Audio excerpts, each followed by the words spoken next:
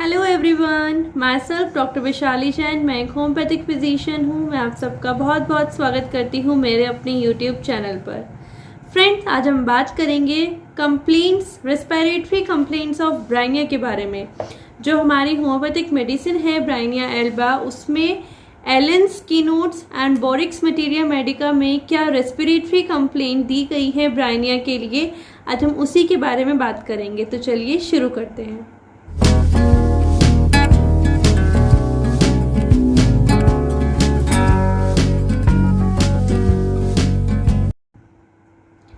सबसे पहले बात करेंगे बोरिक्स मटीरिया मेडिका से कि बोरिक्स मटीरिया मेडिका में रेस्पिरेटरी में क्या दिया गया है। तो चलिए, रेस्पिरेटरी में जो फर्स्ट लाइन दी हुई है ब्राइनिया में वो है soreness in the larynx and trachea. मतलब कि जो लेरिंग्स को वॉइस बॉक्स भी बोला जाता है और ट्रेकिया को विंड पाइप भी बोला जाता है। तो उसको वॉइस बॉक्स में और विंड पाइप में बहुत ज़्यादा पेन यानी कि सोरनेस होती है। Hoarseness worse in open air, इसका जो है गला बैठा हुआ होता है, आवाज़ जो होती है इसकी बैठी हुई होती है, और जब वो ओपन एयर खुली हवा में जाता है तो वो और ज़्यादा बढ़ जाती है। Dry hawking cough from irritation in the upper trachea, जब इसको ऊपर विंड पाइप में इसको थोड़ा सा लगता है कि कुछ चुभ रहा है, कुछ इरिटेशन सी वहाँ पे होती है, तो उसकी वजह से उसको ड्राई खांसी आती है, सूखी खांसी आती है। और हॉकिंग कफ मतलब कि उसको ऐसा लगता है कि अगर वो गला साफ, जैसे हम गला साफ करते हैं तो जो हम करते हैं ना, इसको हॉकिंग बोला जाता है। तो इसको उसके साथ हॉर्सनेस के साथ, मतलब इसकी आवाज़ भी बैठी हुई है, इसका गला भी बैठा हुआ है, उसके साथ इसको सूखी खांसी आती है जब ये खुली हवा में जाता है। और वो इरिटेशन होती है, इसको ऐसा लगता है कि ऊपर की साइड कुछ है, कुछ चुभ रहा है। कॉफ ड्राई एट नाइट, इसका जो खांसी होती है वो रात के टाइम पे होती है और सूखी होती है। मस्ट सिट अप, इसको मन करता है कि वो बैठ जाए, मतलब इतनी ज़्यादा खांसी होती है कि अगर वो लेटा हुआ होता है तो ही शुड सिट अप, मतलब लेटना नहीं, उसको बैठना है। वर्स आफ्टर ईटिंग और ड्रिंकिंग, और जब भी वो कुछ खाता है या फिर पीता है तो उसके बाद, मतलब हमने कुछ खाया कुछ पिया तो उसके बाद उसको खांसी और ज़्यादा होने लगेगी। वॉमिटिंग, इसको उल्टी भी हो सकती है। With stitches in the chest and expectoration of rust coloured sputa, इसको चेस्ट में स्टिचेस मतलब कि इसको छाती में चुभन वाला दर्द होता है, और इसका जो एक्सपेक्टोरेशन, जो इसका बोलते हैं ना, जो बलगम बाहर निकल के आता है, वो होता है इसका रेड कलर का इसका बलगम बाहर निकल के आता है। तो इसको लैरिंग्स में, मतलब कि इसको विंड पाइप में और आपका वॉइस बॉक्स में बहुत ज़्यादा पेन है। इसका गला बैठा हुआ है, इसको जो खांसी होती है वो रात के टाइम पे ज़्यादा होती है, या फिर कुछ खाने और पीने के बाद, या फिर ठंडी नहीं खुली हवा में जाने के बाद इसकी खांसी बढ़ जाती है। इसका मन करता है कि वो बैठ जाए, और इसको छाती में बहुत ज़्यादा दर्द होता है, और इसका जो बलगम होता है वो लाल रंग का होता है। Frequent desire to take a long breath, इसका मन करता है कि ये लंबी लंबी सांसें ले। मस्ट एक्सपेंड लंग्स, ताकि जो उसके लंग्स हैं वो खुल जाएं, उनको एयर मिल जाए, मतलब कि ही इज वांटिंग एयर, इसलिए वो डीप ब्रेथ लेना चाहता है। Difficult quick respiration, worse every movement caused by stitches in the chest, जो उसको पेन हो रहा है ना, चुभन वाला जो दर्द हो रहा है, उसकी वजह से इसका मन करता है कि ये बहुत लंबे लंबे सांस ले। इसका मन करेगा इसकी जो एयर है वो इसके अंदर तक जाए।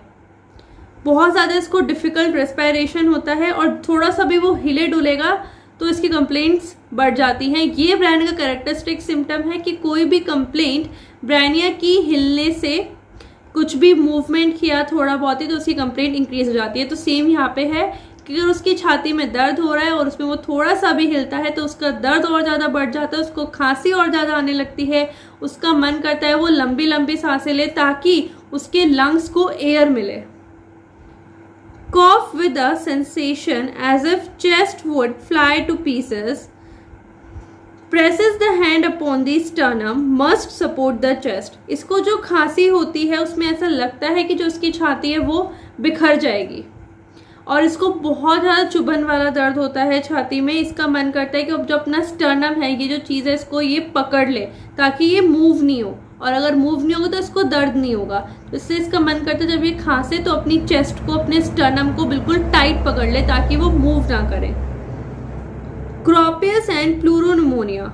फ्रेंड्स, क्रोपियस एक ट्रेडिशनल या फिर बोल सकते हैं कि ओल्ड टर्म है, जिसमें सिर्फ इतना बताया जाता है कि जो इसका निमोनिया क्या होता है, इन्फ्लेमेशन ऑफ द लंग्स, या फिर इसको आप सिंपल भाषा में समझें, जो हमारे एल्विलाई है अगर उसमें वाटर या फिर पस जमने लगती है तो उसको निमोनिया बोला जाता है, जो कि यूजुअली ठंडी हवा के कांटेक्ट में आने से ही होता है।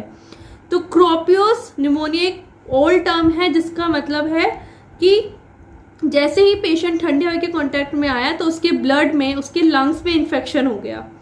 And pleuropneumonia, pleuropneumonia means pneumonia में क्या होता है, सिर्फ आपके जो एयर स्पेसेस हैं, एल्वियोलाई है, सिर्फ उसमें इन्फ्लेमेशन होता है। जब बट वहाँ पे जो टर्म ऐड जाती है प्लूरो, प्लूरो मीन्स जो लंग के चारों तरफ एक कवरिंग होती है प्रोटेक्शन के लिए, जिसको प्लूरा बोला जाता है, अगर उसका भी इन्फेक्शन हो जाए, साथ में एल्वियोलाइज का इन्फेक्शन हो जाए, तो इस टर्म को बोलेंगे प्लूरोनिमोनिया। तो इसमें निमोनिया भी है जिसमें कि ठंडी हवा की वजह से निमोनिया होता है इसमें, और प्लूरोनिमोनिया मतलब कि इसको कवरिंग पे भी इन्फेक्शन है और अंदर एल्वियोलाई छोटे छोटे एयर स्पेसेस हैं उनमें भी इसको इन्फेक्शन है। Expectoration of a brick shade, tough and falls like lumps of jelly. इसका जो, वही हमने पहले ही पढ़ा था कि इसका जो म्यूकस होता है, जो उसका बलगम बाहर आता है, वो रेड कलर का होता है, बहुत ज़्यादा टफ होता है और वो जेली की तरह गिरता है। Tough mucus in the trachea, loosen only after much Hawking.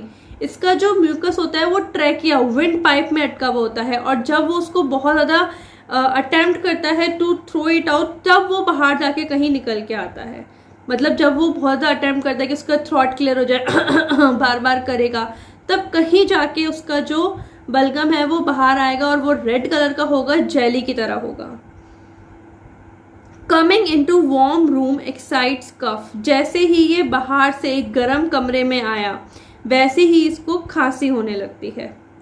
Heaviness beneath the sternum extended towards the right shoulder.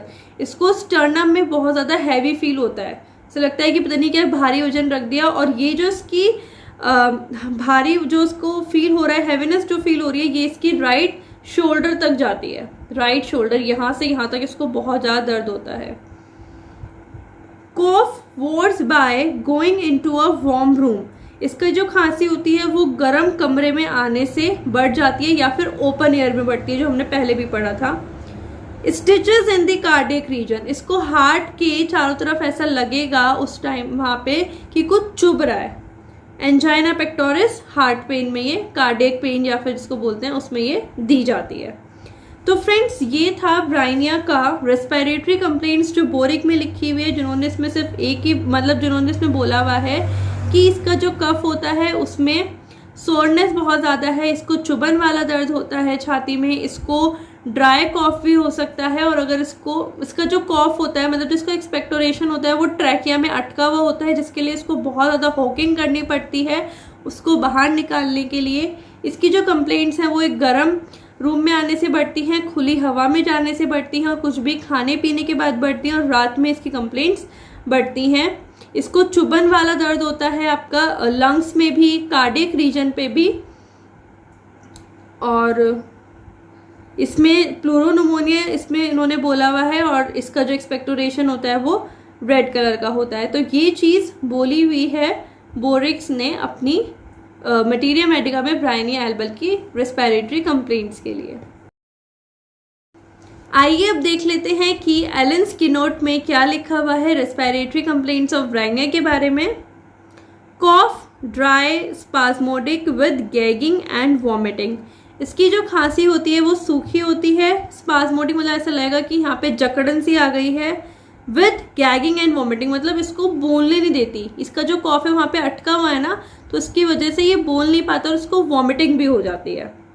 With stitches in side of chest, इसको ऐसा लगता है इसको चुभन वाला दर्द होता है चेस्ट में। विद हेडेक, सर में दर्द होता है, खांसी के साथ सर भी दर्द दुख रहा है। As if head would fly into pieces, को लगता है कि इसका जो सर है वो बाहर निकल के उड़ने लगेगा, मतलब इसको इतना ज़्यादा दर्द होता है। एग्रावेशन आफ्टर ईटिंग ड्रिंकिंग, इसको जो दिक्कत होती है वो खाने के बाद और पीने के बाद बढ़ती है। कुछ भी खाया पिया उसके बाद इसकी दिक्कत बढ़ जाती है। एंटरिंग अ वार्म रूम, जैसे ही वो एक गर्म कमरे में आता है तब इसकी कंप्लेंट्स बढ़ती हैं। अ डीप इंस्पिरेशन, जैसे उसने गहरा सांस लिया तो उसकी कंप्लेंट बढ़ने लगती है। फ्रेंड्स, इसमें एक और चीज़ जो इम्पॉर्टेंट है, इसका कोजेशन, जो कि फिजिकल जर्नल्स में एलेंस ने मेंशन किया है। इसमें है complaints when warm weather sets in, जब गर्म मौसम आता है, जब गर्मियों का मौसम चल रहा है। आफ्टर कोल्ड डेज, ठंडे दिनों के बाद जब गर्म वेदर आता है उसमें इसकी कंप्लेंट्स बढ़ती हैं। फ्रॉम कोल्ड ड्रिंक्स और आइस इन हॉट वेदर, या फिर इसने गर्मी के मौसम में कुछ भी ठंडा पी लिया या फिर आइस खा ली, उससे इसकी खांसी बढ़ती है। आफ्टर टेकिंग कोल्ड और गेटिंग हॉट इन समर, वही चीज़ है फिर से। From chilling when overheated, same चीज़, मतलब नहा लिया या फिर पंखे में बैठ गया फिर एसी में बैठ गया एकदम से, मतलब बहुत ज़्यादा गर्म हो रहा था और एकदम से अपने आप को ठंडा कर लिया। किक्स द कवर ऑफ, इसको कवरिंग बिल्कुल भी पसंद नहीं है। From exposure to draught cold wind, इसको जो इसकी कंप्लेंट्स होती हैं वो ठंडी हवा के अगर ये एक्सपोजर में आए तो उससे बढ़ जाती है। सप्रेस डिस्चार्ज ऑफ मेंसेस और मिल्क और इरप्शन ऑफ एक्यूट एक्जेंथेमा, मतलब कि अगर कोई इरप्शन दबाया गया है, मतलब कोई आपने मेडिसिन ऐसे ले ली जिसकी वजह से वो अभी कुछ टाइम के लिए दब गया और उसके बाद आपको खांसी आने लगती है, तो उसमें ब्राइनिया बहुत अच्छा काम करती है। और अगर मिल्क का सप्रेशन हुआ है या फिर मेंसेस का सप्रेशन हुआ है ड्यू टू एनी रीज़न, तो उस केस में ब्राइनिया बहुत ही ज़्यादा इफेक्टिव मेडिसिन रहती है। तो फ्रेंड्स, ये था ब्राइनिया के बारे में जो एलेंस ने अपनी कीनोट्स में मेंशन किया है। तो फ्रेंड्स, ये था respiratory complaints of Bryonia from the Boericke's materia medica and Allen's keynote. Friends, बहुत छोटी सी कंप्लेंट है, इसमें इसकी खांसी ध्यान रखने वाली बात है कि कब होती है, और इसको स्टिचिंग पेन जो इसका बहुत ज़्यादा इंपॉर्टेंट है, इसका एग्रावेशन का टाइम नाइट में है, मूवमेंट से है, आफ्टर ईटिंग एंड ड्रिंकिंग है, फ्रॉम डीप इंस्पिरेशन है, from going into a warm room है, और या फिर from going into open air, ये इसका ध्यान रखने वाली चीज़ है। और इसका न्यूमोनिया और इसका एक्सपेक्टोरेशन का कलर और वो किस टाइप से बाहर आता है, बहुत ज़्यादा वॉमिटिंग होती है, हॉकिंग बहुत ज़्यादा करनी पड़ती है पेशेंट को। तो फ्रेंड्स, इसमें ये ध्यान रखने वाली बात है। तो फ्रेंड्स, ये था ब्राइनिया के बारे में। हम आगे फिर मिलेंगे कुछ और टॉपिक के साथ। तब तक के मेरे इस वीडियो को लाइक कर देना अगर आपको ये वीडियो पसंद आई है, और मेरे चैनल को सब्सक्राइब भी कर देना। Thank you.